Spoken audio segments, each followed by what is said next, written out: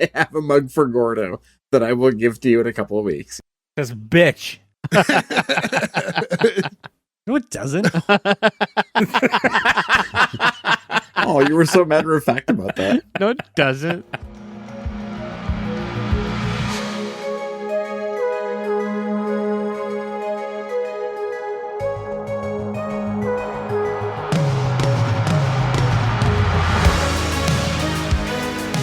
Welcome back, everyone, to S1E1, a show where each week we pick a different sitcom, watch just the first televised episode, forgetting anything we might know about the future run of that show, rate it and decide if it's a show we want to greenlight or cancel. This week we're going to be talking about The Grinder. The Grinder went 22 episodes with one season on Fox. Here we're talking about episode 1, which was called Pilot, originally airing September 29th, 2015. So to get things started, I'm Jay Gags. With me as always, the boys, Joe, Ferg, Nick, and Gordo. What's going on, guys? Looking for me. Hey. I was used, Uncle Dean.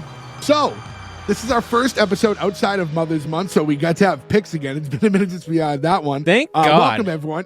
Welcome, everyone, guys. Yeah, that to the was show. a fucking journey, huh? So thanks to anyone who listened. We did a lot of big shows, though, so, thanks to anyone who listened to all those. Ferg, this was your pick, The Grinder, a show that I had never heard of. Me either. What brought you to this one? He was searching for a grinder. Yeah, I searched the wrong thing. Grinder and wrong one night. He thought he had the App Store open, but it was Google. You were like, I typed in Grinder and Rob Lowe showed up, and I thought it was my lucky day. No, I used to watch this when it was on, and then it was just abruptly canceled one day. So it got brought up randomly, and I'm like, if I don't pick it, I'll forget it exists, and I would kind of like people to see the show. It's one of those shows where, it didn't have much of a run, so there's not a ton of info out on it. I saw the first episode had it was almost 5 million viewers for the first episode and just kind of decreased from there. I'm going to have to lump this in. We've done this a few times, and Fox seems to be a culprit of it. A poor advertising situation. Never where heard the of show it. comes out and no one knows it even exists, and they're not putting much into letting people know it exists. It's just crazy, too, because this is immediately off the heels of Rob Lowe in Parks and Rec. Yeah, this is like his next so big this had thing. this had Rockets on it with him and an amazing cast around him, too. So, Yo, it had so many good cameos. yeah. This one goes really deep. This episode in particular, and then I was just kind of running through, looking at people who had been in multiple episodes outside of this one, and just a lot of really funny people have been involved with this show. Timothy Oliphant pops in after this episode to be his villain. If anything ever made me want to watch the rest of a show ever, it's that. Yeah. You know what I think's wild too, and it's just Fox is one of those. I didn't really think about it until I was getting ready for this show, and other than because they're kind of lumped in with all the Disney stuff, they don't have a real means for streaming on its own that would where NBC has Peacock and stuff now. It's they don't really have a home to really plug all their stuff. Some of their stuff's with Disney, but that's more ABC than Fox. But Disney owns Hulu, and a lot of it's on Hulu. But this isn't, because if you want to watch it, you have to pay $2.99 for the fucking episode. Yeah, for those of you who want to watch The Grinder, it is available, but it's not available for free unless you do some outside means, which we can't advocate for, but it is available if you want to do that. Avast me hearties. If you want to go on Prime or Apple or Fandango at home, you can buy the episode or the season. I always laugh because I'm like, is there one person out there who's like, ooh, look what's on Fandango? Fucking crazy. If there was anybody, it would be you. That's It true. was Walmart. Remember Walmart had one for a while? Was it Voodoo?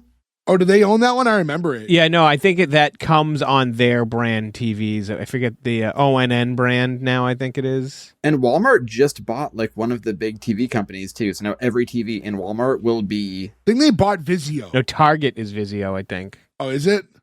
I forget which one Walmart bought, but they just bought one of the big TV brands and they're like, that's us now. A couple quick numbers to go on. 7.2 IMDb. Rotten Tomatoes, 93% critic, 81% audience. Wow. So some big numbers. So again, it's kind of funny that this show seemed to be liked mutually by critics and people, and then only lasted a season. Never heard of it. Dude, Fox sucks because the dog shit shows they let go on, that they let happen on that network too.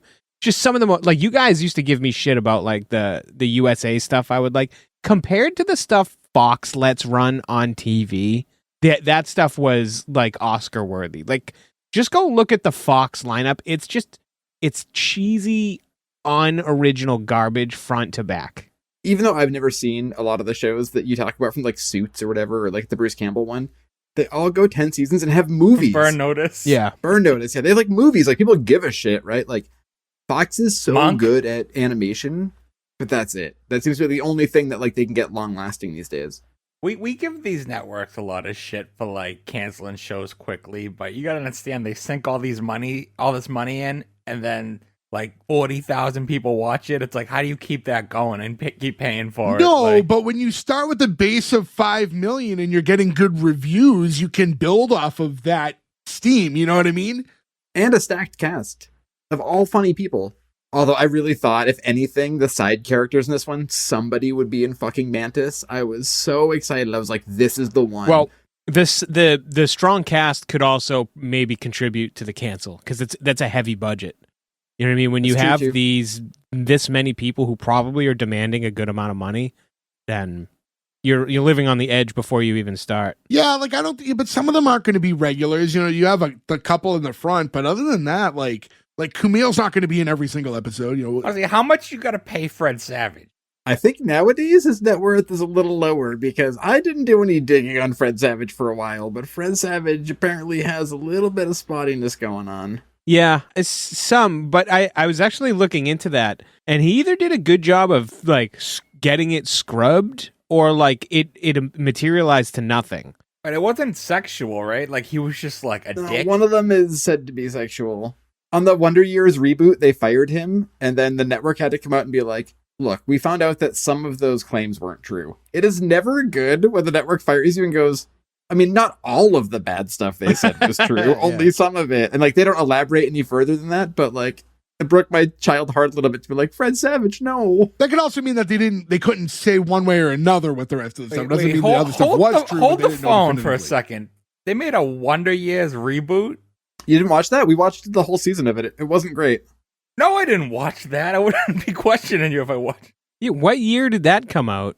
We watched it, and like they did the whole same thing with like it was pretty much to a T, and it still took place in the 60s, which I thought was interesting. I thought if they were going to remake it, maybe they would do like an update where it was like the 70s or 80s, but it was just same Vietnam, same everything. Did it have the same theme song? The Ringo version. Yeah. AKA the good version. I don't remember the theme song. It literally has been off the air for like 5 years now, but we watched it new when it was on.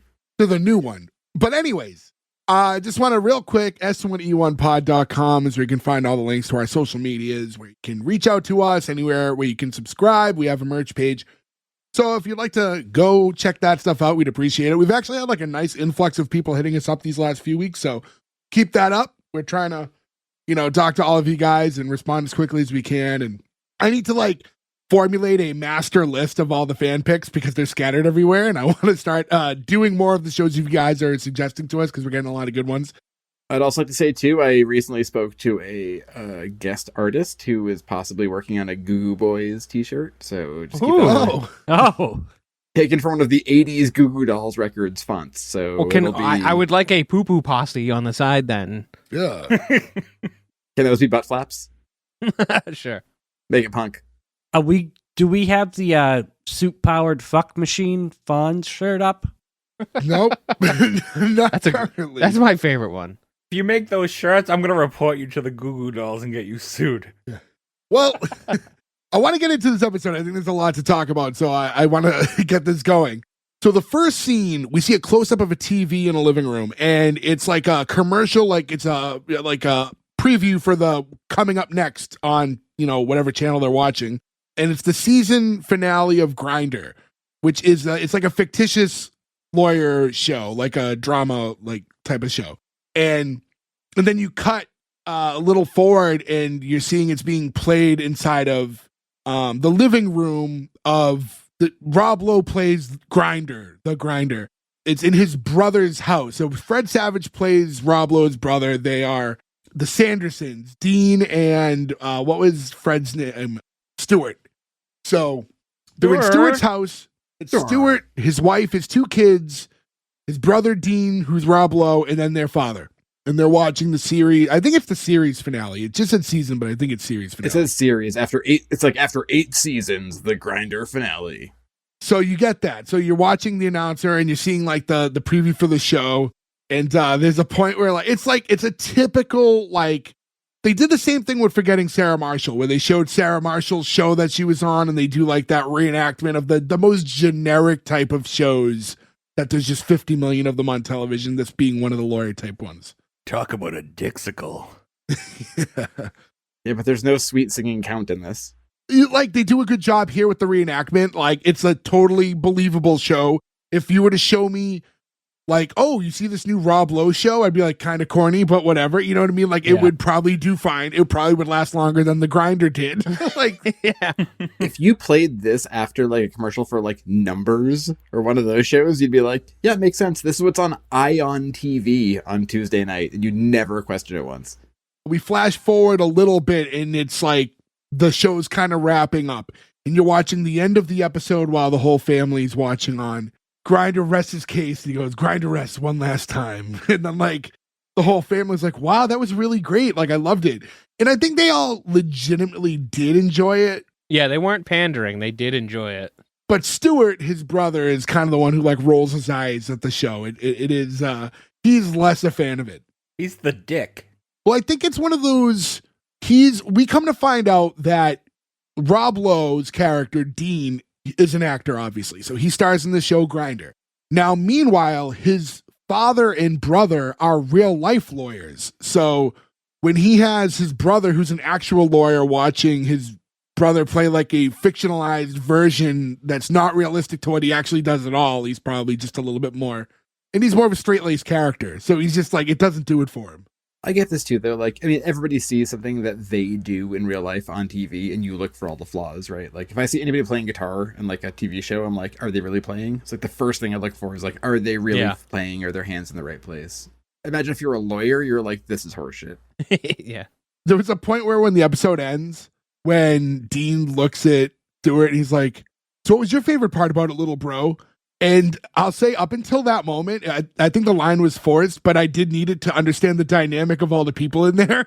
Like, so I was like, okay, they're brothers now. So that was like, as forced as it was, I needed that to understand what was going on. It's funny too, because like we all know Fred Savage's brother, Ben, and he does not look anything like Rob Lowe. It's just like, it's a very big, just knowing that everybody knows his brother. It's just funny to see that they got Rob Lowe playing his actual brother on the show.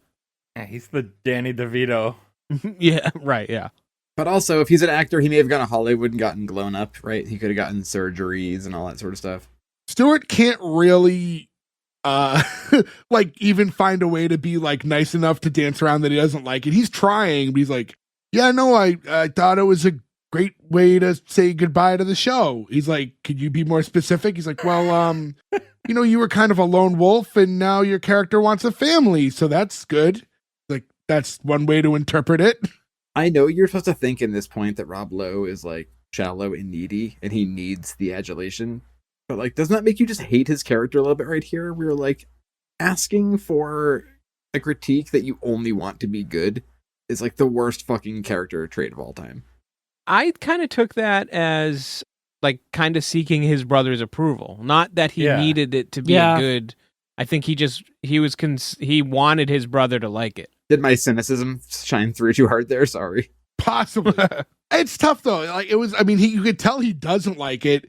And I don't know enough about Dean's character yet to know, like, is he an idiot or not? So I don't know if he's picking up on the fact that Stewart doesn't like it or not. So I don't know if he's like digging in to get him to tell the truth or if he's aloof to the situation and just being awkward. Funny because like we talked about it before we started recording, but this is coming right off like Chris Traeger and Parks and Rec, and he's a lot very similar to that character in this show too. Like he's just overly positive, always smiling, upbeat.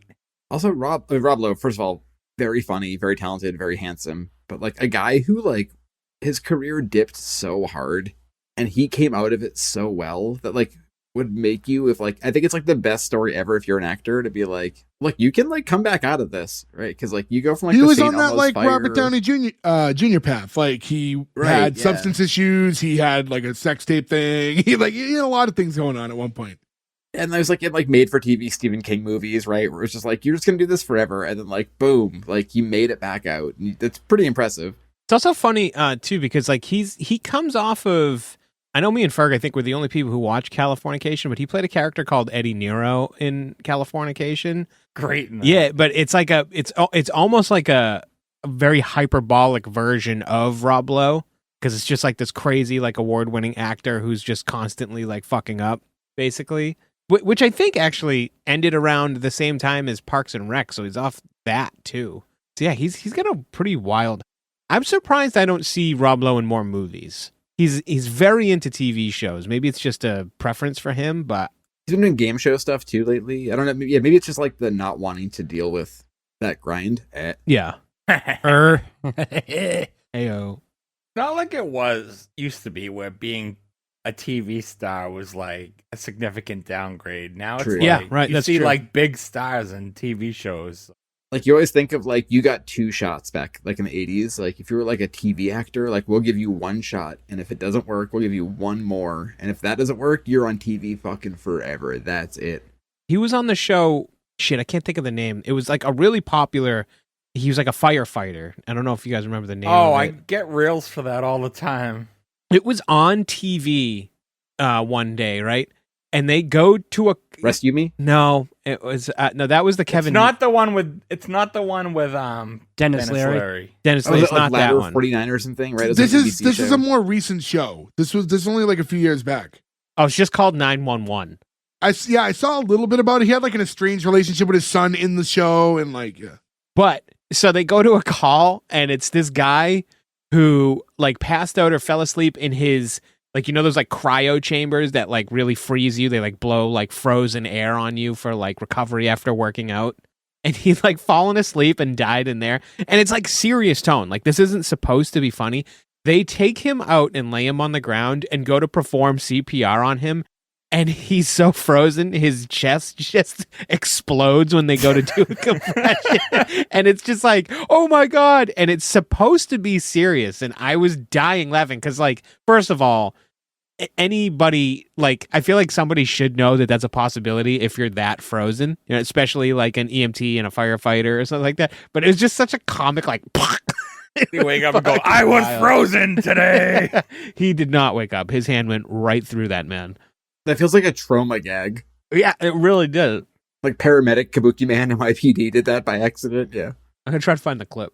they're all sitting there. His nephew's looking at him. He's like, "Oh, what are you gonna do now, Uncle Dean?" He's like, I don't really know." He's like, "I'm just kind of driving down the highway of what the hell is my life, looking for an off ramp." And he's like, "I just gotta kind of figure out what's out there." And everyone's like, "Yeah, no, totally. Like, change the oil, maybe." Like, Change the oil maybe weirdly got a laugh out of me. I don't know why I thought that was so funny.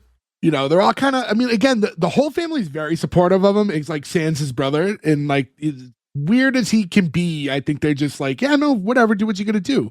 We cut to later, and then we see Stewart and his wife. His wife, by the way, her name's Debbie on the show, the waitress from Always Sunny. The waitress. It took me so long to figure out who that was because I refused to Google it. Also, his father's William Devane, who's a very famous actor. Oh, he's been in like 8 billion things. You know what's he's been funny is active I know forever. him most from Knots Landing when I was like fucking Well, that's what he's 4. probably most known for in general. He did like over 200 episodes of that. What about his brief cameo in Mantis? If only. You know what else he's in? He more recently he's the president in Dark Knight Rises. What's funny is he also plays Fred Savage's father in a different sitcom that was called like Crumbs or something like that. That also Crumbs. like lasted a few episodes. Never heard of Crumbs or something like that. Maybe we'll do it upcoming. Could be. So the two are upstairs in the bedroom, and Stewart's like just venting at it. He's like, "Am I the one who thinks the highway thing is stupid? Like life is a highway. Like he didn't invent that." And she's like, "Yeah, no, you seem really upset about this." Like, "No, I'm not upset. It's just I'm not that kind of guy. Like I'm this guy. I'm happy. I'm cool." He's like, and she's being really supportive. Like, "No, you're so cool." And it's just, he's just having I don't know. It just seems like he takes a lot of issue with his brother. It's probably been like a really competitive life when you're doing everything the right way. You're the lawyer, you put in all the work. Your brother, who's like more famous and he's handsome and, you know, like gets all the attention, and he's not, you know, not someone who has to do all the work he does. Like, I just think there's a lot of resentment there, and that's what's kind of shining through in the character. I do enjoy this relationship. That it feels very real, where she's like, "No, you're good, you're cool." Like, it's very, the reassuring is very real. I think she's kind of two-faced because she's also gaslighting Rob Lowe in the scene before, and now she's agreeing with her husband in the bedroom. I get it though, because I imagine she does it all day. She's like trying to keep so many people happy that she's just like going in a circle, you know? Well, I mean, because all this is about nothing for the most part. Like, at this point, we're seeing Stewart being like really worked up over his brother's like presence in the area, but like, I don't think he's really done anything to justify him being this upset yet. Like, I think we needed something more to know why he's that mad at his brother. Well, he annoys him, but he is supportive to him. Like, he's not mean to his face. Like, he was giving him compliments that were like, you can see in his face that he's annoyed, but he's not a straight up dick to him until later. But as we're watching this scene and we're seeing him like finally vent to his wife, I don't completely understand what he's upset about in this moment yet. He hasn't imposed on him. He hasn't asked for anything like weird. So all we're just getting is they watch the show. He's like, "How'd you like it?" And he's like, "The nerve of this guy. He doesn't know what he's going to do next. This show just ended." Like, I don't know. It was like the one thing where I don't have many gripes with the show. I'll be completely honest. For the most part, I thought the show was really well done. But like something like this, I didn't quite understand the logic of the character in this moment. I think you should have gave us a little something from Dean to him that would make him annoyed. If it was something stupid, you know what I mean? Like ate his food or something like that. I think they're just showing they're fundamentally different. Like, he's the straight man and the grinder. But to Jay's point, though, he's like mad he's at his house, which I feel like you shouldn't be mad at your brother or your sibling for being at your house unless there's something bigger there that you know already. Yeah, they didn't go into anything at all. Like, he wasn't like a jerk to him. Like, he could have been so arrogant in that first scene, and I didn't see it. I forgot every single one of you just gets along with your siblings so well. I mean, I do personally, but it's one of those situations though where I just think you needed to give us a little bit more from the character to see where, even if it was like playful, that would get him worked up. It is touched on a little bit here when his wife's like, "I get it. Like, you feel like a little bit of a side character when he's in town," and like they're kind of positioning that, even though he kind of stomps on it and says that that's not true. I think that is kind of what's going on here. That he's a famous actor. Just jealous. When you cut it down in the middle, he's just jealous in the end. So she kind of like talks him down a little bit, and they're about to kiss, and like right when that happens, the door opens and it's their son, whose name is Ethan, and he's saying like, "Hey, is it cool if Joel comes over tomorrow night?" He's like, "The 10th grader, the football player." It's like, "Yeah, he wants to hang out with you here." And then Ethan's like, "Yeah, I've really been coming into my own lately," and I think he's picking up on that. It was I talk about like when kids talk a little old for themselves, but here I thought it was a little funny. See, it's funny because I hated this kid in the first part of the conversation, and I liked him in the second part of the conversation. I think that's like perfect casting too for like a very dweeby small kid. I also love too that I think this is the only time I laughed at Fred Savage the entire episode when he's like coming to his own like a douchebag. Like, that was weirdly funny. Yeah, because ultimately they do give him the okay to have this kid come over, and he leaves. You know what the kid reminds me of? The son from Pan? From Hook? I'm sorry. I was gonna say I don't know Pan. No, from Hook. He's also the son. The son from What About Bob? I'm sorry, are you saying Pan? Peter Pan. Well, there is a movie named Pan. Pan's Labyrinth. But I meant Hook. Also, weird limb here. I think Hook kind of sucks. How dare you? I love Hook. We watched it recently with my niece. It holds up. It's a phenomenal movie. I don't think it holds up. I think Hook kind of sucks. No, we watched it recently. Again, still great. I love Robin Williams. I love Dustin Hoffman. I saw it once when it came out. Joe, when was the last time you saw it? Gordo, you didn't see Hook. Then you're dead inside. There's no way Gordo saw Hook. Mrs. Doubtfire like once a year. I did not enjoy the rewatch of Hook. I did not like Hook. Don't you It's so remember? Gordon whimsical. watched it with all of us. Oh, I think it was on a half day at my house. We all watched it. There is a chance we all watched Hook together. That is a movie I wouldn't be shocked if we had all watched together. I can't believe you don't like Hook. That's such a good movie. I just don't like it. I don't think it's very good. Oh. What don't you like about it? I don't. Even people I like in that movie, I don't think are very good. I don't think Dustin Hoffman is good as He's Captain the best Hook. part about that movie. I disagree. They I made a think- Peter Pan movie and they named it after him. I think the kid stuff doesn't work. I don't think it's a good movie. Like, there's good Peter Pan movies. That's just not a good movie. It's good people in bad movies. It's What's a his thing. face? The other I can't remember his name right now. The guy who plays Shmi. He's in everything. He's the guy from Roger Rabbit. Oh, yeah. Hoskins. Bob Hoskins. Dennis Hoskins. Bob yeah. Hoskins. Bob Hoskins. Dennis? Bob. Bob? Bob yeah. Hoskins. I'm thinking of Dennis Haskins. R.I.P. Yeah, Bob Hoskins, R.I.P. Roger Rabbit, a great movie. Hook, not a great movie. Hook's They're both great. I'm mad. I'm legitimately mad at you for not liking that movie. Yeah, look, we're usually on the same side, and I usually don't like movies. I don't usually hate movies like that in a way you'd think that I'm being contrarian. I've watched all that stuff a ton growing up. Not that it's super nowadays important, but the Rotten Tomatoes score on this is a 29%. for Hook. Because that movie fucking honks. Fan score? No, that's the tomato meter. That doesn't matter. It's 76 popcorn meter. Yeah. Like actual people. That just means Robin Williams wasn't willing to pay them. Anyways, flash forward, we can only talk about that so long.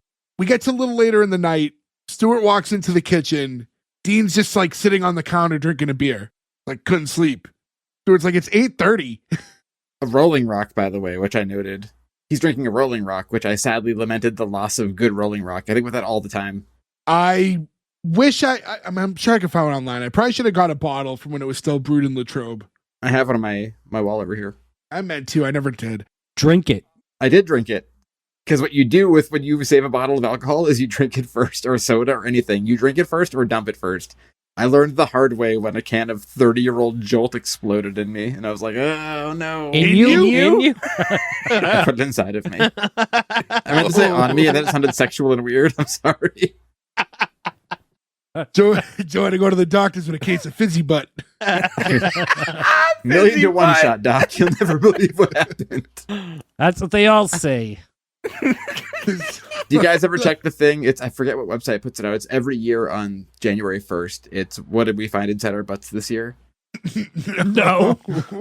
I'll find out. I forget who it is. My friend Simon sends it to me every year on the 1st. He's like, Happy New Year. And it's like an article about like the funniest things that doctors had to pull out of rectums for the whole year. It's like a thing they post every year on the 1st. And every year they top the year before of things that got stuck inside. People had to go to the doctor and be like, I'm at the ER because there's a can of Jolt Cola in my asshole or whatever, you know? Anyways, Dean's drinking a beer. He's talking to his brother. He's like, you've got it all figured out. Kids are growing up so well. Debbie, wow, I forgot how rad she is. It's beautiful. It's beautiful to see. And then in like the most dark, cryptic way, his like back's turned to him and you just hear him go, I have none of it. Like, I don't know why I thought the delivery of that Because line he's was still like beautiful. playing a character outside Yeah. of acting too. The overacting of Rob Lowe makes this show. I guess, by the way, there was supposed to be like a running thing that they abandoned. So it gets kind of touched on here that Debbie and Dean used to date before she got married to Stewart, but they I ended was up. just going to ask because this feels like it's very much he is a longing for the wife. So in this episode, that I guess that was supposed to be a thing, but they don't touch on it too much in the episode, and then they abandon it, I guess, right after. So it's not really a thing in the show. But like there are moments like this that like will perk your ear because of it, because it was a thing they were playing with at this moment. Yeah, this scene feels like a relic from that era of the script, and I feel like it's a bad direction. I'm glad they cut that. That would have ruined their marriage for me. Yeah, I would have made it a little awkward. I thought their relationship is sweet. Right, she's so sweet to him. She's like, but I used to fuck your brother. He'd be like, well, that's weird now. We have to like deal with that, unpack that whole thing, you know? And then basically the conversation is him just telling him like, I want what you have. You know, he tells his brother he loves him. He gives him a big hug. So it's one of those things where as much as Stewart is so annoyed by his brother and his brother can have his quirks to him, he's, you know, deep down a good dude. Hey, he looks up to him. It's a nice relationship. Yeah. He says, "You inspire me." From there, we cut to the next day, and I think the next day, it's a new day. It could be a day or two later. Yes, but it is. Oh, it's a new day. Yes, Yes, it it is. And then you see Stewart, who's an actual lawyer again, and he's heading to court to cover a case. And he's got his dad and his brother with him. At the time, we see that he has like these note cards. And we find out that he gets like butterflies like when he has to do court cases. He probably shouldn't be a lawyer. Well, I mean, You shouldn't do any job. If you need note cards in front of you to do your job, you're not good at that job. so that's kind of the funny thing when you think about like in real life being a lawyer, you can have all the book smarts and know every single part of this law front to back. But when it comes to trials and cases like that, especially like legit like cases that go to trial with the jury, there is a bit of like performative skill that you need to have. Do you think Johnny Cochran would have gotten noted murderer O.J. Simpson off if he was reading off cue cards? Like, if the gloves doesn't fit, Yeah. you mustn't acquit. Like, what are you doing? That would never work. If you're dealing with cases that like don't touch juries and stuff, and yeah, you can get away with a lot and be like a paperwork type of lawyer. But yeah, if you have to present to people, there is like people can be persuaded, and you need to have that. That's So it's kind of the funny whole where- point of being a lawyer is to persuade people. It's funny. It's not really what in a way it gets touched on in this episode, but I think like I kind of thought after this scene that part of this show is going to be more Stewart needs Dean to teach him how to be more of a performer. I thought that was going to be more of an. It's Right, not because really he's what they a do with famous it. actor. You think that would be the direction? You know, like they combine the smarts with the, Yeah, they touch it a little bit, but not quite in that way. But I thought that's going to be what the premise of the show is going to become. I feel like this is a gag, though. Like, I think this famously done in My Cousin Vinny, when it's their first lawyer. He's like, "Ladies and gentlemen of the jury," right? Like, where it's like, if you've got a non-charismatic lawyer, like, you're fucked, right? No, if your lawyer's slacks are rolled up, you're fucked. See, I don't disagree with that, because maybe they were... I like a high water pant, personally. I agree with Gordo because you don't like Hook.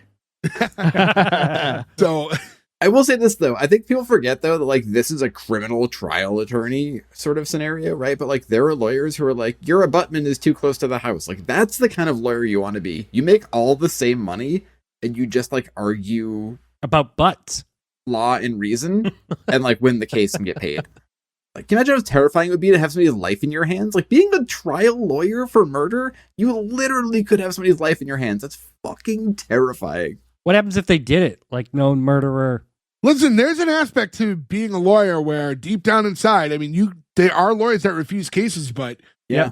you have to understand that sometimes you probably are helping people that are guilty get away with things. Oh yeah. I forget what episode we had, but we talked about this before. Might have been trial and error. Go back and listen to that one. I know that there's a famous internet meme as the resident dank mamologist here. There is a meme. I'm back on Joe's side. My man.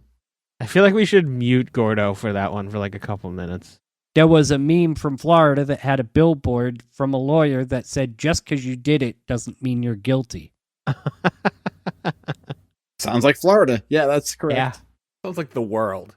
OJ wasn't from Florida. Well, he He's moved there, from though, didn't Buffalo. he? Didn't he fucking move there immediately when he got out of jail? He was like, I'm going to Florida. The paradise. I have some parts of Florida I do enjoy, but it is not a paradise. So, anyways, in this scene, they're going over these note cards and they're trying to explain to him that he doesn't need them. And Dean specifically is like, "Let me see those." And he like tosses them. And then he quizzes them. He's like, "You just think you need these cards." And he says, What's the precedent? And then Stewart gives him the case. And he's like, "See, like, you know this stuff. Like, you're an encyclopedia for this crap." He's like, "Let's go inside." And then we cut into the courtroom and everything's about to get started. And as soon as it starts, Stewart gets up and he grabs like one of his cards and he just starts reading like really fast and like not at a tone where he's even easy to hear. And he's just going over everything that happens in the case. Basically, by the way, the case is there's like an older Spanish couple that lives in a house and the landlord is saying that they missed a check. They're like, they didn't pay 1 month's rent. As a result, they're no longer in good standing of their lease, so he is able to raise their rent because they're in violation of the lease agreement. Which also, like, not being on the side of the landlord here, but like they're paying $650 for their apartment. Like, it's In either Ohio. a piece of shit or he is getting robbed on the money he could get for that apartment. And he's only trying to raise it to $750. Yeah. It's so funny watching this shit with like modern lenses. We're like, oh, your $750 apartment? I mean, look, it's Boise, Idaho. I don't know the real estate rates for there, but like that still seems very reasonable. Regardless, they signed an agreement and he's doing shady tactics. I agree. I'm not saying I'm not pro landlord on this scenario. I'm just saying, like, obviously the case is going to unveil itself. The case is going to unveil itself as we go along. But at this moment, if they miss a month, then yes, they are in violation of their lease, and then he's able to do that. So obviously he's defending, saying that they paid him. He just didn't cash the check. But when Stewart's delivering this and he can't do it with any type of character and he's just reading fast and shy, I like that when it goes to the other side, the landlord's lawyer, who's played by Kumail Nanjiani, who's hilarious. He's in so many things. it's like one of the funniest people to walk the earth. Like, and he plays this character fucking perfectly. And he's fucking Jack now. I don't know if I would consider Silicon Valley a sitcom, but It's a done comedy, shows but it's like not it. a sitcom. It's not a sitcom, but it's not unlike other shows we've done. But regardless, a great show. I think we could do it, but it skirts. So we see that he's the opposing lawyer, and as soon as Stewart's done talking, it cuts to me. Goes, I have a question. Have you ever talked before? It got me when he said that. It's like a perfect line for him too. I think it's so funny that like he's like one of the funniest humans in the world. It's insane to me to come and learn a new language and then be better at thinking and speaking at it than people who grew up with it. You know what I mean? Like, that's such a fucking crazy talent. Not to bring up wrestling as much as we always do, but like the fact that like Kevin Owens learned how to speak English by watching wrestling as a kid. He's one of the best on the microphone in wrestling today, and his native language is French. Oui, oui. Omelette de fromage. Pancake. Panqueque, first of all. That's not really how that's pronounced. Anyways, Just keep moving. By the way, like not just the fact that Kumail's in this, but like everyone in this scene. It's like you look at like all the other people involved. Like the guy, the landlord, is Brian Huskey, who's been in a billion things. I think he's most notable for Sonic commercials still, though. He's done a lot of voices like Bob's Burgers and stuff like that, and he's in a ton of shows. He's one of those guys you see him, you go, that guy. I think Veep is where I would say I knew him from the most. He's also the guy in This Is the End who will. he's you can titty fuck me, just let me in.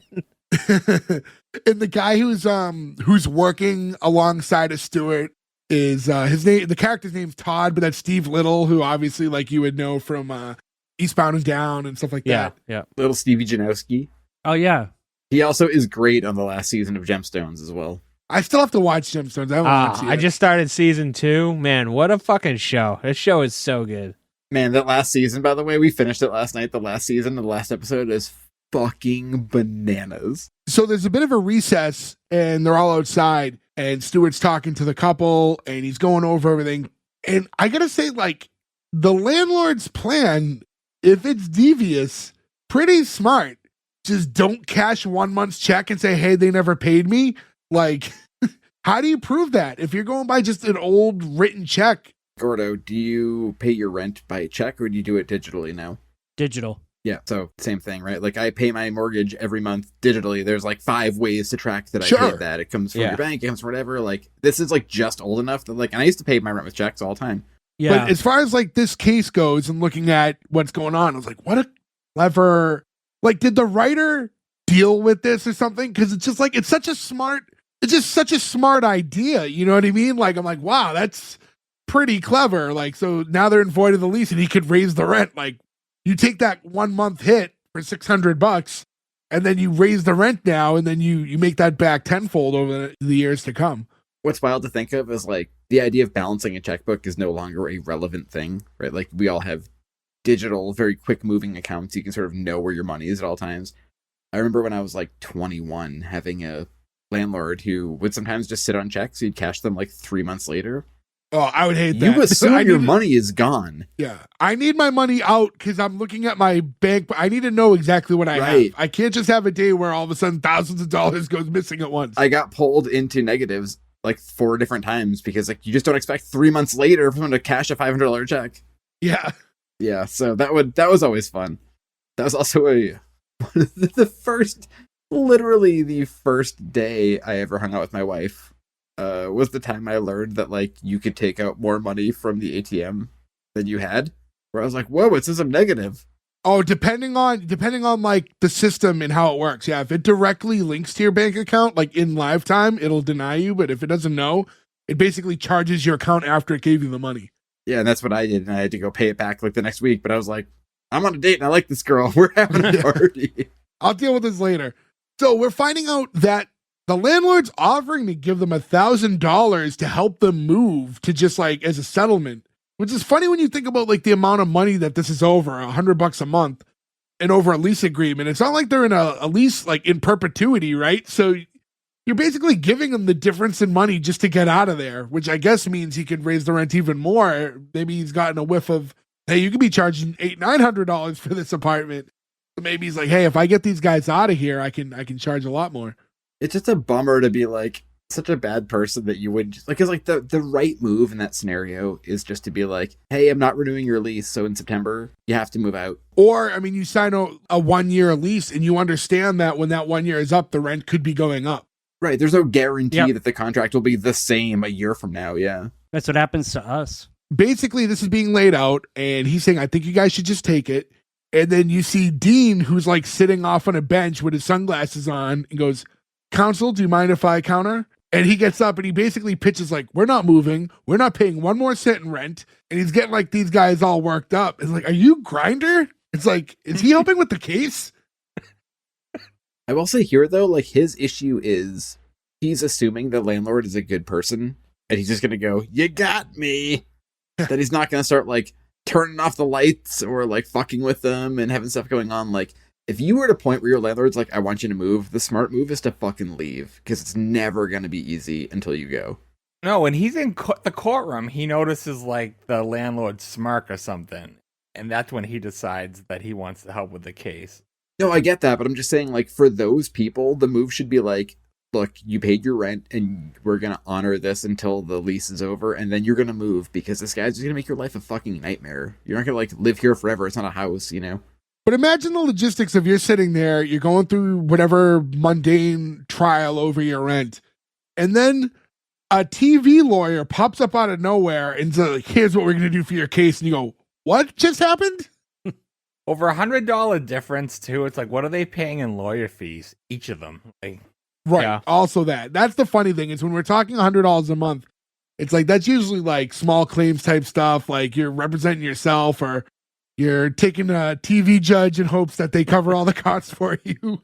I remember the reason we moved to Winthrop was that we had an apartment we lived in Malden, and the old ladies upstairs around the house were fucking crazy. And they took my parents, who were like very normal, regular people who just had 2 kids in their house, like there were no issues, to court.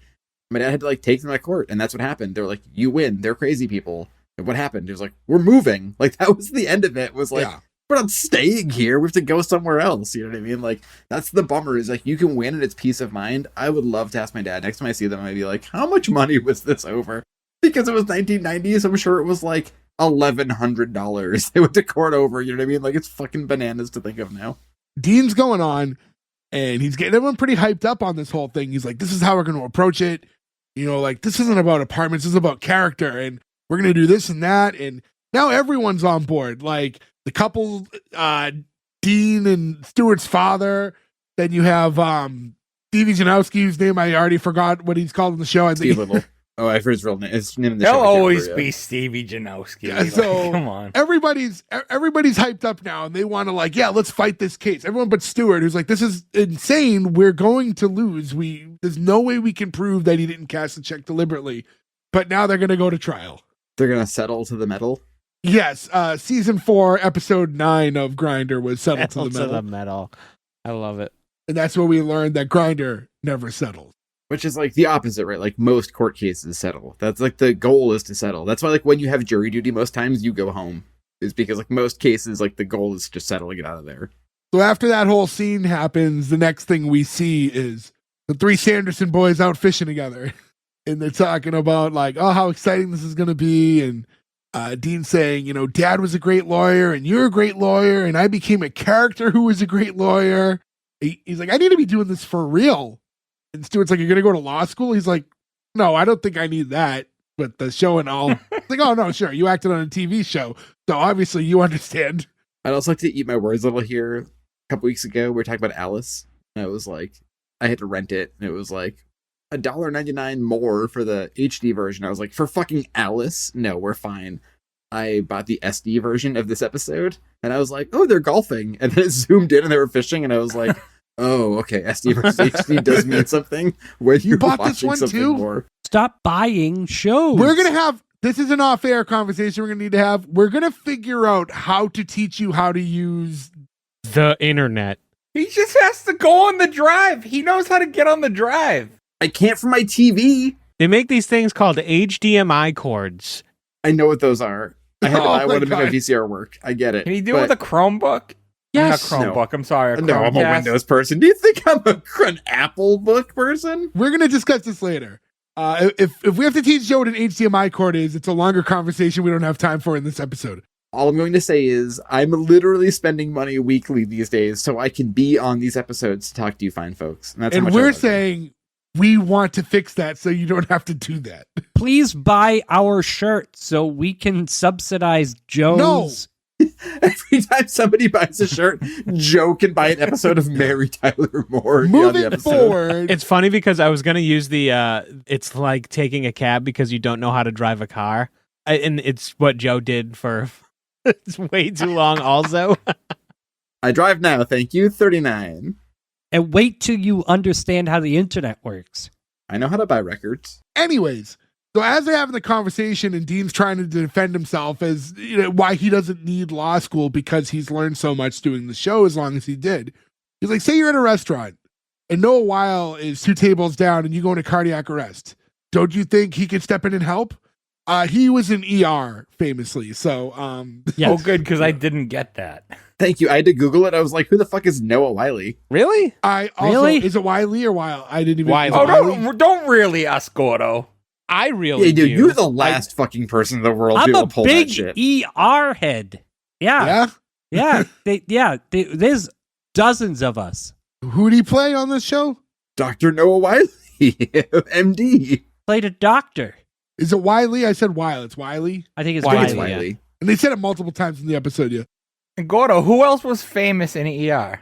Oh, there was just the show went so long. Oh, not George Clooney? You're not going with George Clooney? I was going to say, without watching ER, you should know George Clooney was a big That star was for in the the show. early years. It just went on for so. The show was on for long. 15 years, and George Clooney was on most of it. I also know who's a major character in the early seasons of ER I always forget about.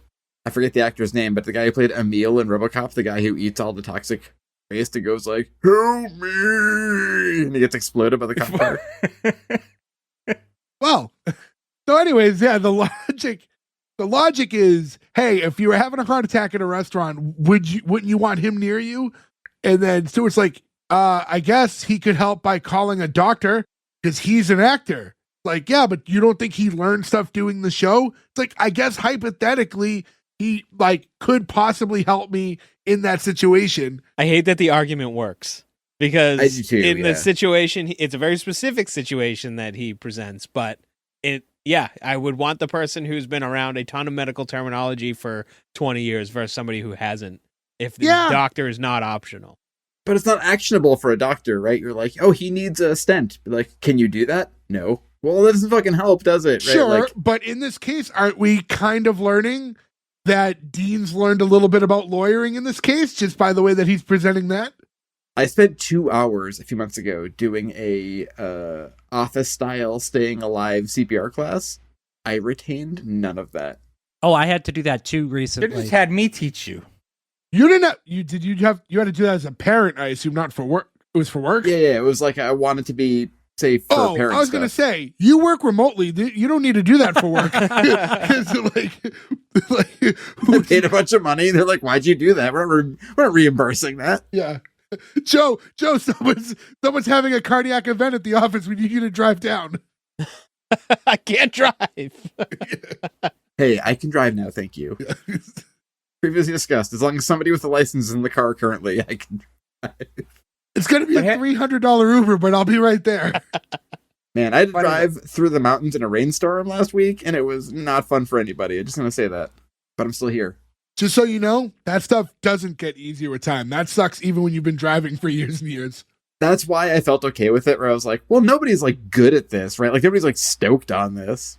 Old man Jay doesn't like driving like late at night anymore. If I'm like tired and have like to do like a long stretch of road like by myself in the car, I hate it. I've never liked driving in the rain. Nighttime.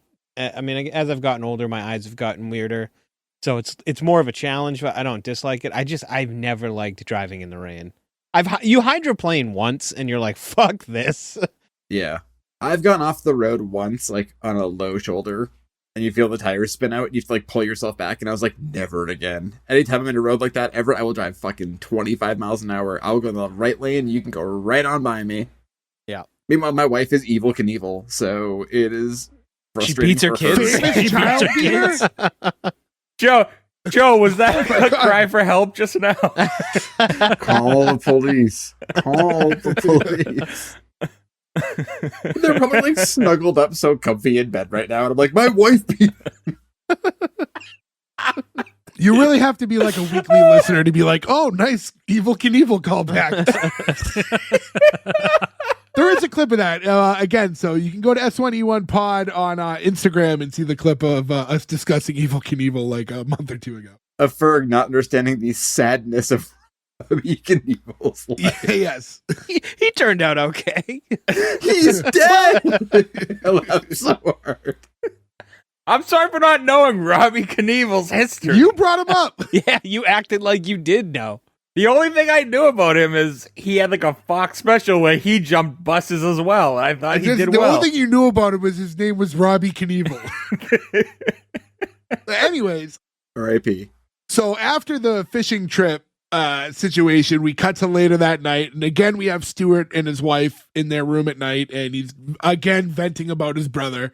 While they're talking, we got Dean knocking at the door, and he's like, hey guys, an adversary proceeding basically is just a trial that takes place within the context of a bankruptcy case, right? And Stewart's like, yeah, pretty much. Why? He's like, oh, I got my assistant hook me up with a bar later this month. Like, you're going to take the bar here? He's like, yeah, you can't take the Idaho bar in California. Come on, man.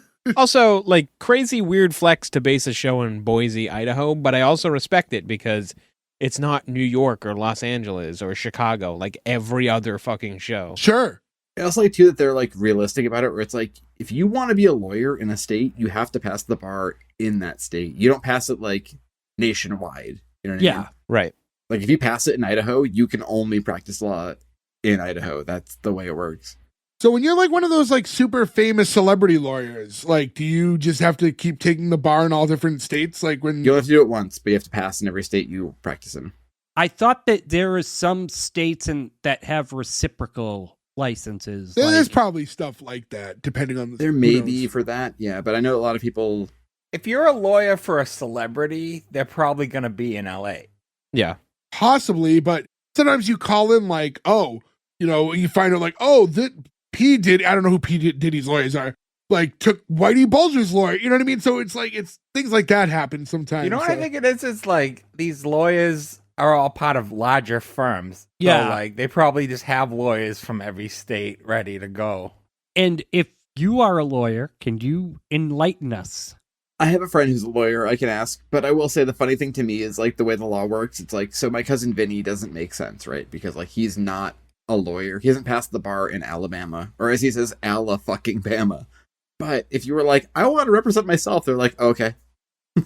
You can be your own lawyer with no fucking knowledge, or it has to be somebody who's passed the fucking bar in that state. That's And then you have a weird fool for a differential. client. Yeah, you have a fool for a client, number one, but number two, judges genuinely don't like it when you represent yourself. Oh, no. They immediately know you're a crazy person. If you're representing yourself, though, too, usually it's a Sovereign citizen. crazy plea scenario. Like, you're trying to be like, so they're just like, oh, they're a psycho person, give them 5 years. And my cousin Vinny, doesn't he tell him that he's Joey Callow because he didn't pass the bar in that state, though? Yeah, and then he says Joey Gallo, win some, lose some. That was deep, Ferg. That was so Right? deep and nerdy in that one movie. He walks in, asks that question, and leaves. Debbie says to Stewart, like, I mean, it does sound like he knows what he's talking about. Like, that's the thing. He knows, like, words. He learned how to say a lot of legal words over time. He doesn't know what any of them mean. He's like, I know the words. I know what they actually mean. But he's trying to learn the words. That was the whole point of that conversation, was he was trying to learn what the words mean. Yeah, it's not like if he passes the bar, he fucking earned it, right? Like you can't like sneak your way through the bar exam. And contrary to popular belief, you actually don't need to go to law school to go and Right. take the bar exam. All of us could go and take it.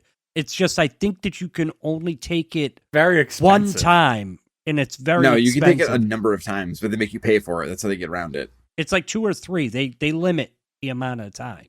No, it's just a couple $1,000s every time you take it. Usually, when they can make a lot of money off you, they'll take it. You guys want to go take the bar? But I appreciated the realism of this scene, though. We have the bar exams at my work like a couple times a year, and I see a lot of the same faces. It's like, don't hire that guy. Right. So do you guys all want to go and take the bar and see who gets the No. highest score? I imagine we'd all fail and lose $2,000. And also, if we passed it, what does that give us? We could practice law? I don't want to do that. That sounds like a terrible idea. I'm just saying. So one thing that's kind of funny though is like, and you have again Stewart freaking out over the situation. Do you think at one point he would just be like, "There's no way he's gonna pass," right? Like that should be his mindset. Like he's not gonna pass anyways. Why am I even worried about this? Imagine everybody here at their job tomorrow, right? Whatever the different job is, somebody new comes in who knows nothing about it. Do you think they could have a good first day with no training? No. Yeah. No, it's like impossible. It's impossible. Courthouse, like, yeah, no, anybody could do my job. Oh, secretary. Are you horny? Yeah, you're in. Hike that skirt up. You got a job.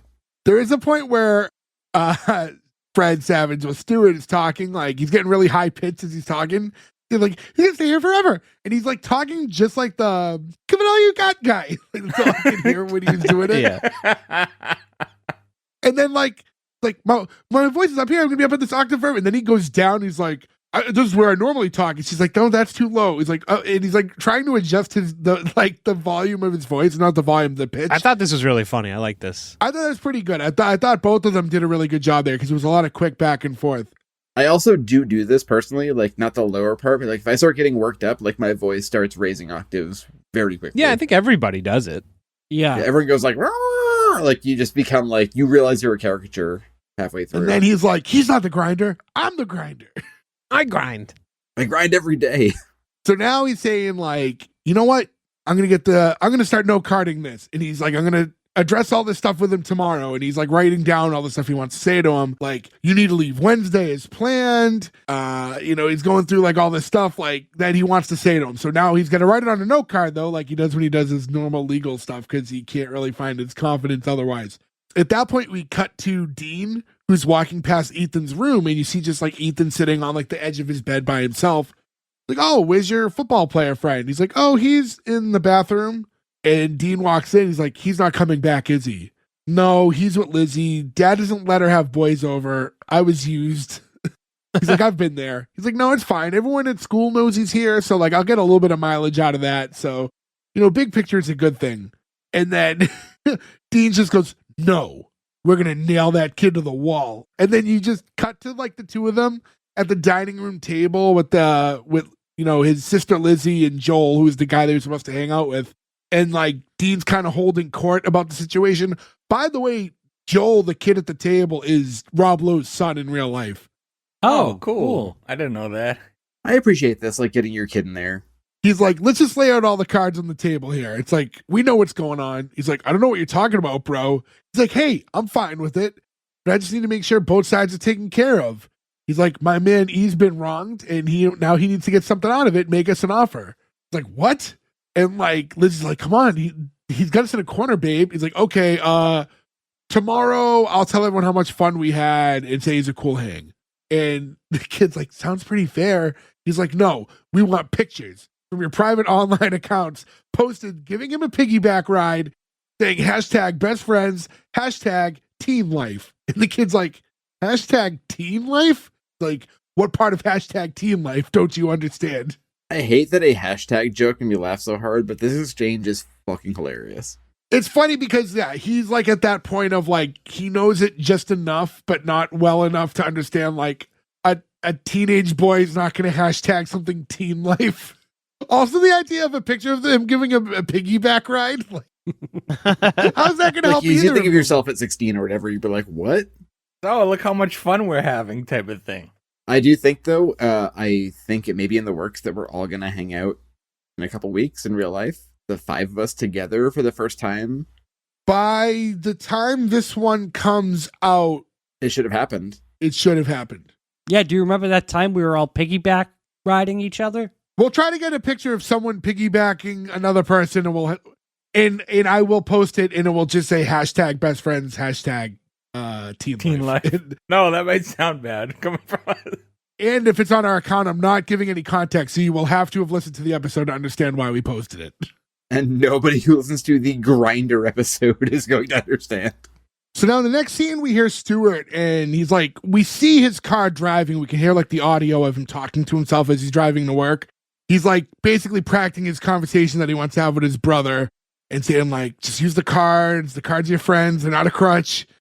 And then he walks into like, I guess it's his dad's office, or I guess his dad like probably still like owns the law firm, No, but doesn't they're actively. partners. It's like their law firm, yeah. So the law firm is the dad, Fred Savage, and Stevie. Did we mention that he wrote on the cards what he was going to say to the brother? Yes. Yeah. How he wants him to leave by Wednesday and all that stuff. He opens the door into the office and he goes, hey, Dean, I really want to, is that my suit? He's like, oh yeah, wardrobe. It's part of the process. Tells a lot about somebody. And his dad's like, I just love watching the transformation. His dad is so supportive of Dean, by the way. Like, I don't think we brought it up, but like every time his dad ever says anything, he's so just like overjoyed by Dean, everything he does. Makes sense though, because like his kid who went away, who's back home, right? So he's like, Sure. And that probably also is part of the resentment that Stewart has towards Dean, is like, because Dean, by the way, is Dean Jr. Their father is Dean Sr. So you have like your father and your brother, like same namesake, and then like you're the one who like went into the family business and like became like a partner at the law firm and like did everything, but like you just can't get out of like your brother's shadow, you know? I understand supporting your son, but this is your business and you're putting Yeah. it all on the line to support your son as a lawyer. Like having a non-lawyer come in a case that they could lose Sure. and just kill all the I guess firm's it's one thing if he was being supportive and wasn't connected to it, you know what I mean? Like, it just so happens that these are his two sons, but he wasn't a lawyer before. Yeah, it could be like, oh, that's so great. He wants to be like his brother, but he had nothing to do with it, as far as like attachment to the firm. Yeah. he's also close to retirement soon though too. So I'm assuming his like money issues are in order. He's like, well, the kids take it over. But fuck it. If it fails, it fails. I'm fine. Yeah, like I'm done, right? I got 10 years left. We're fine. He's like, can I talk to you for a quick second? And then did he do this on purpose? Where he says, no, we don't have time for quick sex. I didn't know if it was deliberately supposed to sound like quick sex, or he just was abbreviating seconds. And it was a coincidence that it sounded like SEX. I didn't even pick up on this. I Oh, didn't really? even notice that line. He's like, we got to get the word out and, all this stuff about the Krantz character. Also, two very different body types. I don't imagine those suits would fit well. Probably not. And while they're going over stuff, by the way, they cut to the dad again. He's like, I love it. The Sanderson boys ride again. He might fit in his suit though, because Rob Lowe's pretty skinny. Right, but like the suit wouldn't fit well because of that. It'd be like the He's taller than Fred, for sure. Fred's shorter and fatter. But not by much. He's not like chubby by any means, so. No, I'm just saying I think the suit would fit him. And then as they're talking, Dean's like, after his father had said like how they ride again, Dean's like, right? He's like, lately I felt like, I don't know, lost. In these last few days being here, I realized that, what I was missing, and it was this. And And then he goes to Stewart. He's like, oh, I'm sorry, by the way, you wanted to ask me something? He's like, it can wait. Because he feels bad in the moment. Like, especially now, he's like seeing his brother like happy, and he doesn't want to, like, he's not an asshole. He just has like sibling issues. And then you cut to a live news broadcast where Dean's being like interviewed out on the street. Like, oh, we have the grinder here himself, Dean Sanderson. What brings you home to Boise? And he's like, oh, well, I'm just here to find myself, and I'm actually working on a case. It's really personal. There's a snake in the village, a viper. Albert Krantz, I'm calling you out, sir. Like, imagine being like, even if this guy's a dickhead landlord, imagine like now, like the whole town's going to try to come after you. If you think of a show like this too, like if it was like Mariska Hargitay was like, you're a snake, you'd be like, holy shit, this is not going to go well for me publicly. Everyone's outside. So now people are like really excited because they know that this guy's in town. He's a big celebrity. He's here. They're not used to having celebrities like that in the area. And now he's like back living there, and he's going to be working on this case. So now there's paparazzi in front of Stewart's house. So you see a car drive up. It ends up being Stewart. And like one of the guys, when he gets out, just goes, oh, it's just the brother. He's like, yeah, the brother. And like, so it's, he's, like, this is almost like confirming like every insecurity that Stewart already has when this is happening, by the way.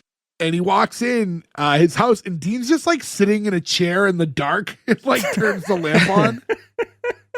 He's like, oh, you scared me. And then Dean's like, I gave a lecture at a law school today. He's like, of course you did. He's like, and afterwards a student came up and it was like the usual, like, I love you. I love the show. You inspire me. But then she told me that she was a single mother and she had a daughter fighting for her life with the lymphoma. And Stewart's like, oh, that's awful. He's like, yeah. So she asked me to sign her daughter's hospital bracelet. So I said I would. And I reached into my jacket to get a pen, but there was no pen, just these. And it was like all the cards that he wrote that he was going to say to Dean, just these hurtful words. Needless to say, that little girl never got her autograph. And I hate this joke. When Dean went to continue, he's like, wait, why didn't you sign the bracelet? Like, I like that Stewart in the moment wasn't so wrapped in the story that he was like, wait, but why didn't you sign the bracelet? But this makes him seem like a bad guy. This is like the opposite of what his character should be. When he's like, I found these and I cried tears of sadness as I signed her bracelet. And be like, okay, but he just doesn't sign the poor cancer girl's bracelet. Like he's a villain now. He could have been like, and now her bracelet has been signed with tears. Like, say it like that, you know? Way easier way to write it. Instead of just like, he was like, oh, your daughter has cancer? I'm sorry, I can't do this right now. I don't have a pen. Yeah. But I did like, yeah, logistically, it makes him look like a dick. But the idea of Stewart's character not being able to get past that part and like realizing that and be like, but why didn't you sign the bracelet? Like, I did like that in the moment. I love all of Fred Savage's deliveries in this. He was really good. I would say in general, we haven't talked about it, but yeah, I think he was really good in, at least in this episode. His acting, because we don't see him as much like modern day, and granted this show is 10 years old now, but you know, we just don't see him in a lot of stuff. Like he had such a run as a kid, and not that he never, like he's done plenty of acting, but I think he's done a lot of director work. Like he does a lot of behind the camera stuff. It made me wish nowadays. he acted more. I think he's great on screen.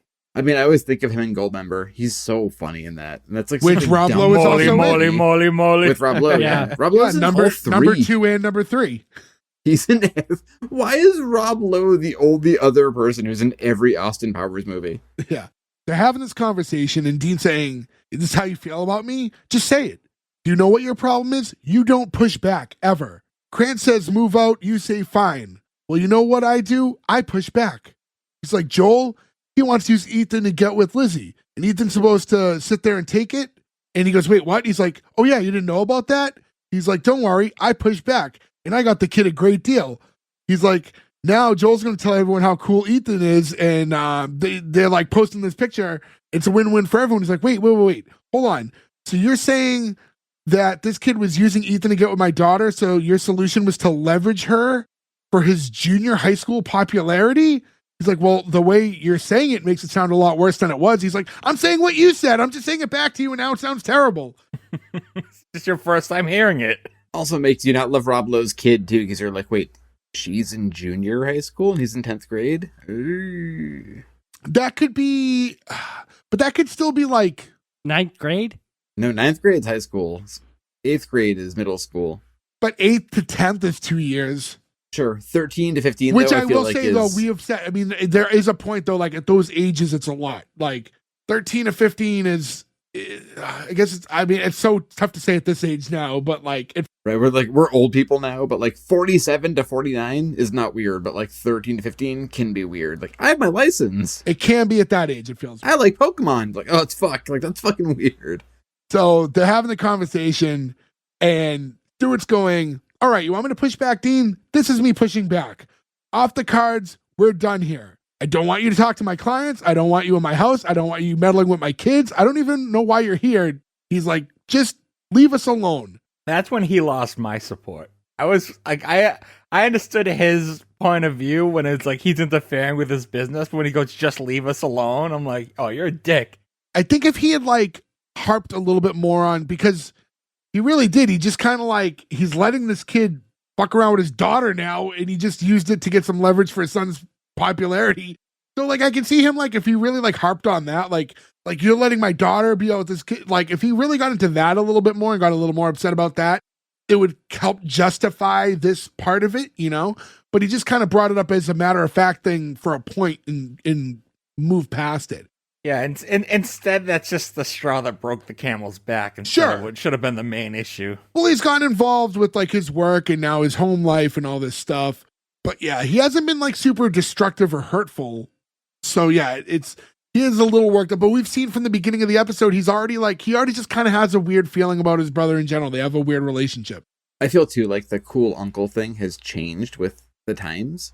Like, if you think of that scene in Wedding Singer, right, where like the kid's getting booze from the uncle, right? Like, I feel like we all probably had like similar things to that at some point in our lives, but like that would never happen now. Like, if you think of like your nieces and nephews. Speak for yourself. I'm the fun uncle. Yeah, they call me Funkle Mike. I have a mug that says it. I like Gordo, who doesn't drink, is like, drink it. Where's your mug, Gordo? Suck it, bitch. Was my mug? Joe actually has my mug. I have a mug for Gordo that I will give to you in a couple of weeks. Yeah. This bitch. No, it doesn't. Oh, you were so matter of fact about that. No, it doesn't. Imagine if he did. First off, like how he would have to hide how upset he'd be if he like, hey man, I got you this mug. It just says bitch. World's best bitch. It's like, well, at least I'm the world's best. Please call me the world's horniest bitch, okay? Okay. Sure. Happy Father's Day, Gordo. So Dean says, wow, turns out you didn't need the cards. You were able to hurt me right to my face. Congratulations. Counselor, I accept your deal. I will leave tomorrow at first light. He goes, first light, just say morning. I can understand Stewart's like, every time Dean talks, he doesn't even talk like a normal human. He's always talking like he is the character. He talks like he's on a cheesy show. So I can see him being annoyed by that. And I did note at this point, like, watching the scene live, not just the way I'm explaining it, Rob Lowe does a really good job of being completely detached from reality, but still delivering like an emotional monologue. Yeah. Like he has such a great balance of the two things. He still feels hurt. Yeah. It's really tough to deliver the lines he's giving and get anything out of you emotionally. And he's able to do it because they're just such goofy things to say, which is a real credit to him. Yet such a caricature of like an actor IRL. He's taking a lot. Like, I really think that we mentioned him in Parks and Rec, and I just think he really honed in on like being funny on that show in a way that he really didn't have. Yeah. He was in a lot of comedies, but he's always kind of the straight guy in comedies, and he really figured out how to be funny on that show. And you can see a little bit of it in this. He's not Chris Traeger by any stretch on the show, but you can just see like his ability to be comedic. There are like similarities there. He's playing a different role and very different, but like, yeah, it's something he really kind of came into his own much later in his career. This role, though, does feel a little like a less malicious version of him in Wayne's World. I always forget he's the villain in the first one. Because if you think of his character in Wayne's World where he's not malicious, but he talks the same way where he's like getting them the TV contract and everything. It feels like this character. I'll have the cream of some young guy. I was born in Kowloon Bay. This guy know how to party or what? Wayne, you learned how to say you look pretty in Cantonese. I love watching Jay try to not do the accent there. Just really, really working through it. That's why I went silent. Very aggressively laughing at himself while doing it. It's thinking about the movie. It's not I'm so funny reciting the lines. It's how much I love that movie. Also a great thing, we watched the movie when it came out, right? We were in like 7 or 8 when he's doing the whole order in Cantonese and he's like, Mountain Dew, Pepsi Cola. Like, made me laugh so fucking hard as a kid. Gordo, did you see Wayne's World? Yes. I don't believe that. I would be Gordo in this situation. I have seen Wayne's World but once. You know what I mean? Really? Like maybe twice. Like I remember like key moments of certain parts, but like overall I don't recollect the movie very much. Gordo's probably watched Wayne's World with me. I'll give him this one. I used to play Wayne's World a lot. He was oddly silent though that whole time. You know? Because I don't retain this stuff. I just don't. Honestly, you're better off. Like, we have this, but it's like No. He's not better off because the stuff he does retain is worse than if you had retained. you retain like modern memes. Actually, Yeah. it's way worse. You're like, you guys don't know the one about when Optimus Prime comes in and he has a dog face? Like, okay, Gordo. That's true. Yeah, he can't tell you anything that happened in Wayne's World, but he knows that language all the kids speak now. Which will be helpful later on, I'm sure. Anyways, next day, we're at the court and the place is packed because news is out in town. Everyone knows like the grinder is working the case, right? My favorite part of this is that the judge has gotten all... Even the judge is like, hey, where's our guy? And that's when Stewart has to be like, hey, Your Honor, my brother and I got into a fight and I maybe said some things I shouldn't have at the time. I felt like I wanted to say them, but now I feel like I said maybe too much. Anyways, he's mad at me. He's not coming. And like everyone groans in the courthouse because they're all there to see Grinder. I would have liked if he showed a little more remorse by this point. Like, he feels bad that he hurt him. He says it in the court. No, he has remorse. Well, in this case, he's explaining it to the judge. So it's like a weird way to have to, make it known. He actually doesn't have to make any of this known. He just... To them, though, I will say, we're at like 22 minutes here, though, and like, we got to fit a lot in the last 2 minutes. Because he could have at least been like, my brother's not a lawyer, so he doesn't need to be here. I just wish like maybe there was one more scene of him in bed with his wife and like him feeling bad about it, talking about it with her. Like, yeah, that would have fit right around that point. Like, well, we got to continue on with this case anyways. And then you cut to Dean sitting at a bar and he's like watching a news report about his situation, basically, the fact that he's not there. And you hear the reporter like, Dean Sanderson, surprisingly a no-show. He's like, I can't watch this anymore. Can you, check please? And then the bartender goes, you're not going to finish what you started? And like, you get the shot of his drink. And then it's like the dramatic music builds up and Dean just nods and he goes, And like, we cut back to the court. I thought this was a little too like, corny, but I didn't know if it was meant to be too corny. Yeah, it was meant to be super corny. Everyone's left, for better or worse, part of a drink behind at a bar, and the bartender's never like, you're not going to finish that? They're just like, okay, fucking see you later. Oh, no, I have a hard time not finishing drinks. I mean, I have to be very drunk, but I've left very drunk, been like, that's a bad idea. I shouldn't finish that shot. Especially nowadays, like, I just spent $20 for that cocktail. Yeah, I'm going to go ahead and finish that one. I don't want to go further into, like, more roles of, like, Joe's alcoholism. I agree with you. But I will say, if it's like I don't know. I guess I would usually finish it, but that makes my day worse. I don't know. Listen, there's a reason I'm the size I am, too, because I'm the same way with food. Like, if I pay for something, the idea of, like, throwing it away, like, kills me. Like, if I bought a meal and it's tough, right? Because like, yeah, obviously I know people are thinking bring the rest home. There's a point where it's not enough to bring home, right? Like there's not enough to bring home, but I'm full. You threw away half your pizza cone. Yeah, Jay. That was I made it known. Yeah, in Vegas was probably the first time in years I left that some was food a behind. massive amount of food. First off, I ordered an insane amount of food. It was our last meal in Vegas before we left, and I wanted to try a bunch of things, so I couldn't realistically finish all the things because I intentionally ordered too much food. Also, I'm about to get on a flight from Las Vegas to Boston immediately after. That was my first comment where I was like, wait, you ate that much before? If I have to fly somewhere, I don't eat the whole fucking day. I can't believe that you were like, I'll eat a pizza cone and then get on the plane That's for why I 6 didn't hours. finish any of my stuff. Like, but It's typically, cheese. You don't poop from cheese.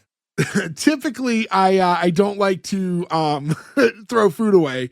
But that was a very, very rare occasion at which I do. Otherwise, I don't know. In my brain, it's like, it feels like throwing money away. And I like to throw money away, but usually on dumb shit. Cheese binds you, so you won't be pooping. I don't want to get into this conversation at all. I do Not not if you're wanna talk lactose about intolerant. That's true. Anyways, we get back to the court and you see Stewart doing his thing again where he's reading off the card and he's reading super fast. And he's talking about like everything with the clients. And the thing is, like, he's reading this card and he gets to the end where he goes, and there's no way to prove that. It's like the whole situation where they suspect that he just didn't cash the check. And then that's when Dean enters and goes, or is there? And everyone gasps. I think, was it the judge who went, finally? Yeah. When Dean walks in, everyone's excited. It gets to the point where even the landlord, who's the guy that he's fighting against, and he's been publicly shamed by him for being like an evil guy, is like, hey, can I take a selfie? Like, they take like a picture together real quick. Would you be able to let that go if someone like, I get he's famous, but he's publicly... It would depend on the celebrity heavily. Yeah, it depends on the person. Well, we go to Comic-Con, and you know how much a celebrity picture costs. So if you can go in for free in court... Yeah, but if right before that Comic-Con, if one of those celebrities was on public record going, hey, Berg is a vile snake. He's the cancer to our community. And he's a terrible person and we must go after him. Would you then be like, picture? All right, I just thought of my celebrity that I would let it fly, and it's someone we've discussed recently and a bunch of times, really. Richard Kind, and it's because there's no way he could say something insulting and I could take it seriously, just because he's gonna. If he hates you that much, like, you fucked up. He doesn't seem like the kind of guy who has that much hate in his body. Has a lot of hate in his heart. But yeah. I would still definitely want a picture with him. Meanwhile, like, a lot of the guys I've always looked up to are typically shitty people. So I'm like, so if they said something, I'd be like, well, they're kind of shitty anyway. So, like, you know, I knew that walking into this. That's not the grinder. Oh, by the way, little note, when they do that selfie, they go to take it and he's like, hold on, turn around. We'd be backlit. And as a guy, you guys know me and how, like, I am very Annoying. like anal about pictures, like when we're out and doing stuff. And that detail, because backlit pictures like look so terrible. And I was so happy that it was acknowledged when he went to take that selfie. Wait, Joe, who was your celebrity? I was going to say we should circle back on that. Mine would have been Clint Eastwood. Not a fun one. I mean, he's one of the greatest movie stars of all time. I've heard like, well, Glenn Danzig will either mostly just says no, he won't take pictures with people. So if he was like a dick about it, but eventually took the picture, like, whatever, you know? Bruce Dickinson, I've heard he's kind of a dick. He's doing like a signing, which he never does, I think, somewhere recently. Probably selling a book or something. He probably, he was doing like a book. If he is around the area, I might have to sneak out of work and. I hope it's just Christopher. I hope it's Christopher Walken as Bruce Dickinson. Cock of the Rock, baby. We flash forward a little bit, and now we see the grinder at work, and we have the landlord's like taking the stand, and he's playing. Dean's being the lawyer. Somehow this is flying. Everyone's allowing this to happen. I believe there was a point where even the other lawyer was like, "This isn't all right." And like, you can't. And the judge's like, "I'll allow it." This was the genius of casting Kumail in this, though. Like, he's the perfect foil for this situation. Like, his temperament is perfect for like the great job. This can't happen. It was almost like though, like frustrating and like I wish he had more because he's just so funny and they gave him very, very little in the episode. But Dean has this guy on the stand. The whole thing's based on the idea of like him having the check, and the landlord's like, well, there was no check. Like there never was a check. He's like, well, then what's this? And he pulls it out, and everyone's gasping and saying, oh my God, he has the actual check that was never cashed. And he's saying like, Exhibit A, like, you know, rent check dated March 1st, 2015. He's like, I went into your dumpster right outside the apartment. It was just sitting there smiling at me. And it's just like, this is absurd. Like, I would never throw away any check. He's like, you know what?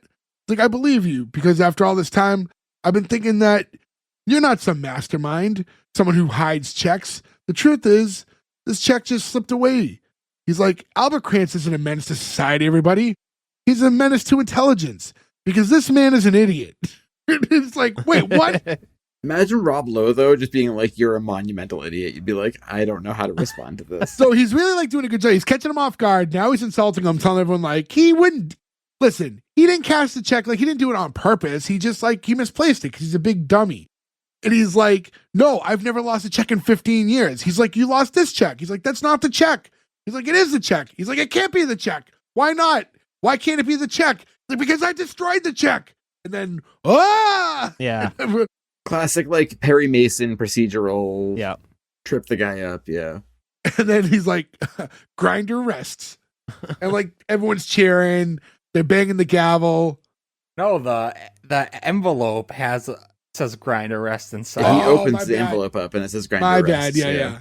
So he has him open the envelope, and instead of it being the check, it says Grinder rest. So everyone's like, oh, perfect. Like, we win. And then the other lawyer's like, this isn't like, you can't, like, none of this is admissible. Like, he's This not. is the best use of Kumail, where he's like, okay, no. Like, it's fucking perfect. I have 1,000 objections. None of this is admissible. And then, like, the judge begrudgingly was like, I'm afraid counsel's right. Like, as thrilling as this was, none of this is admissible. And then this is when finally Stewart decides to push back. And he goes, if I may. And then he starts giving all these precedent cases, all the stuff that he was like, that we knew was on his cards before when his brother like threw the cards out. He's going over all these cases. And like, when you have all these precedents, then like now we have something to work off of. Because his actual main argument was that this is all evidence that's been presented during closing arguments. So he shouldn't be able to introduce new evidence. So it works. The judge allows it. Everyone's cheering. And then he's like, I grind. He's like, yeah, you grind. He's like, I grind. And the whole like gallery's chanting at him, Grinder, Grinder. And we get the news report. And then we see the reporter again. This is like the best shot of the reporter I think we got. This is the first time I noticed. I don't know if you guys caught it. This is Honey from Fresh Off the Boat. Yep. Yeah. I did not. I mentioned it this late because this is when I finally realized it. Because the other times I didn't catch it. And she's doing like the report about like Grinder's worked his magic again. And everyone's cheering. And then we cut to the new scene, which is, I don't know, a day or two later. I don't know. It's you know, after this is all done with. And we have the whole Sanderson family outside. And it looks like Dean's heading off. And he's like, and so the hero makes his way out of town, which again, it's like only he could call himself a hero and not sound like a total dickhead about it. But He's in full actor mode here, too. why do you have to go, Uncle Dean? He's like, I just do. I know life's funny that way. You know, sometimes you find exactly what it is you're looking for and you're not allowed to pursue it for literally no reason. I don't know why. Anyways, I know you don't love having me here, but you're the only family I got, and it's been great. So thanks. Take care of each other. Love each other. Cherish each other. And he gets in the car, and he just turns his head and just stares at his brother like he's just like waiting for him to say something. And he does it, and he turns the engine on, and then you hear his brother go, oh, wait. And he turns the car off. He's like, I'm sorry, did you say something? He's like, maybe you don't have to go. Maybe this is your off-ramp. Like, so you felt it too? He's like, I felt it too. He's like, and I could wear your suits and give your kids advice? He's like, Berg, I'm the opposite here. I feel like Dean is unlikable through a lot of this, and then this ending, he's like so clearly wanting it, right? But you're like, oh, you only get to do this because you're a rich, famous person who can stop. You have the moment in your life where you can be like, I'll come hang out here and do this fun thing for a little while. Like, to Why me, are you that makes so him cynical? Because it's true. Like, this dude's like, I can come and I can do whatever I want because I have money, because I did this thing already, I'm done with it. but that's not how he presents it. He presents it like, I feel like I finally have purpose. I love being around my family. Like, this feels right. I feel right being home. And then when you see him about to leave, now granted his brain doesn't work properly. Like, he's just a different species of human. But when he turns his head and like looks at his brother all sad, because he's just waiting for him to tell him to stop. Like he's likable in this moment. You know what I mean? He doesn't want to go, and he's just like a sad puppy looking for love. Like, you know, like I don't think he's a dickhead in this moment.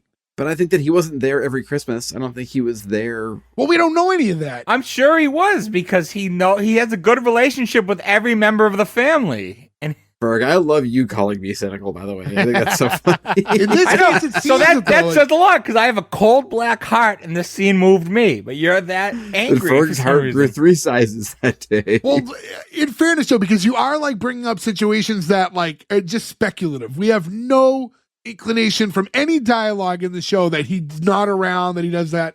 Look, I'll give you that one thing I'm saying right now is speculative, but one thing that is truth is that he is only able to do this because he left and did his own thing, and now he wants to be back in the family. Sure. He has money, he has time. The rest of them have to go to work tomorrow. If Fred Savage wakes up tomorrow and he's like, let's go get drunk. He's like, I can't do that. I have work tomorrow. And he's like, well, I can. I'm a rich, famous celebrity actor. I've got money.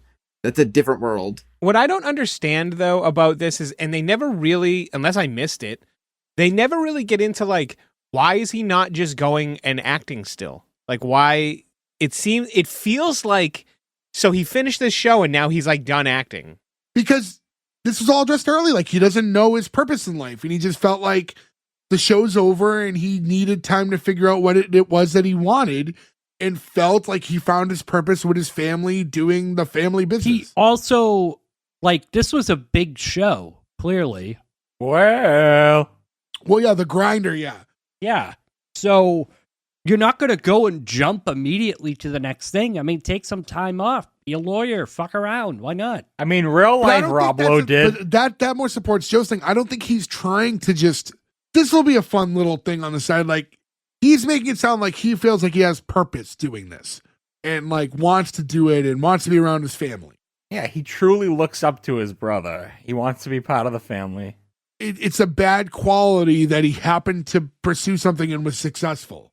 Like it wasn't like a negative on him that he's a rich celebrity.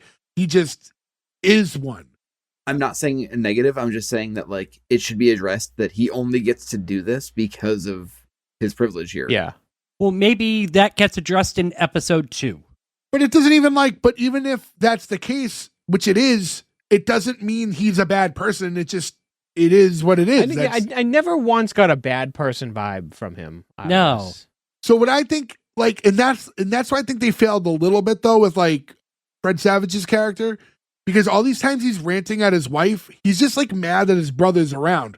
If he had said, where was he at, you know, he missed our wedding. Where was he when Ethan turned 4? Like, Yeah, you need more history. like if he was giving that kind of stuff, like he was never around when we needed him. No, you get the opposite. You get the opposite, that he's around too much and he doesn't like when he's that's around. the thing. So I think if it was presented to us a different way, that gave Stewart's character more reason to not want his brother to be around, but they never really did that. So here he just wants to be with his family. So like, it's not like a bad quality. Anyways, you know, in this case, his brother finally says, maybe you do deserve to be here or should be here. And he gets out and he gives him like a big hug. And he goes, look at us, 2 lawyers. He's like, 1 lawyer.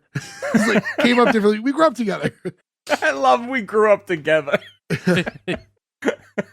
Like, and we met in the middle for justice. He's like, say it. And then Stewart goes, for justice. And then they have this, it ends on like the most odd, like they hold hands and raise them in the air. And there's a close up of their hands, Yeah. like not locked properly. And they just hold on that shot. Rob Lowe's just like gripping 2 of his fingers. It's a weird, not great shot. It's because he's trying to pull away. I thought it was funny. Yeah. No, I get it. I just don't think it's It necessary. just was awkward. It was really awkward. And that was the conclusion of the episode. For justice. For justice. So yeah, this was a show that I try to look back to, we've talked about this before, about 10 years ago, like we're not out like partying like we did, because we've used that as excuse to not know about shows. We're all like at that point, like in our late 20s. We're not going out as crazy as we used to. Like, I think I'm definitely home watching a little more TV. Speak for yourself. This one just didn't get a lot of press again, I think. And Fox is not good at it just seems to be advertising a shows. Yeah. trend with Fox for whatever reason. Like, they just don't, Meanwhile, like they advertise the shit out of like The Simpsons, and it's like we know The Simpsons is on. Yeah. You're not getting new Simpsons watchers anymore, right? Like all the people watching The Simpsons Weekly have been watching The Simpsons Weekly for 25 years. Yeah, they've had pretty leveled out. If you're still watching new episodes, like they've had like a pretty leveled ratings for like years and years now. They're obviously not where they were like 20 years back, but Well, the thing with Fox is, and this is not a good business practice, but they advertise their shows through their other shows. So if you don't watch one of their other shows, that's when they show these. Even in this episode we watched, at the very end, they have an ad for that Grandfather, the John Stamos show, and then a Last Man on Earth show.